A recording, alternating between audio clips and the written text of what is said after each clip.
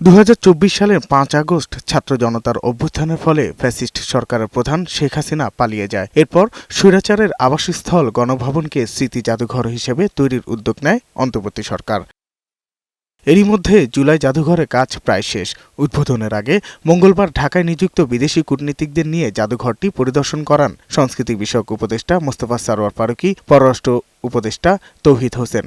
শুরুতেই প্রতীকী কবরস্থানের সামনে ফ্যাসিবাদী শাসনামলে শহীদ হওয়া প্রায় 4000 মানুষের স্মরণে 1 মিনিট নীরবতা পালন করেন তারা। পরে জাদুঘরে ছড়িয়ে ছিটিয়ে থাকা অভ্যুত্থানের নানা সাক্ষ্য ঘুরে দেখেন কূটনীতিকরা। পরিদর্শন শেষে পররাষ্ট্র উপদেষ্টা জানান, জাদুঘরটি শেখ হাসিনার অপশাসনের বিরুদ্ধে জনগণের সংগ্রামকে প্রতিফলিত করবে।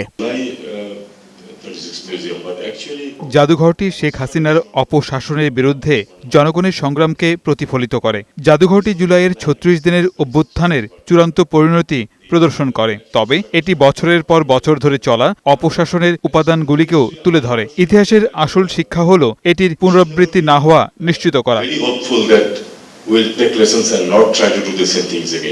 আর সংস্কৃতি বিষয়ক উপদেষ্টা বলেন, জুলাই স্মৃতি জাদুঘরের পেছনের ধারণা হল ফ্যাসিবাদী আমলের মতো অপশাসনের পুনরাবৃত্তি রোধ করা।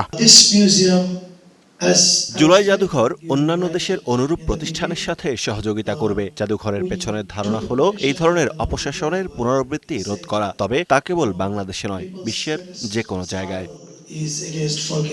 আগামী সপ্তাহে উদ্বোধন হওয়ার কথা রয়েছে জুলাই স্মৃতি জাদুঘরের। সাজ্জাদুর রহমান, বৈশাখী সংবাদ, ঢাকা।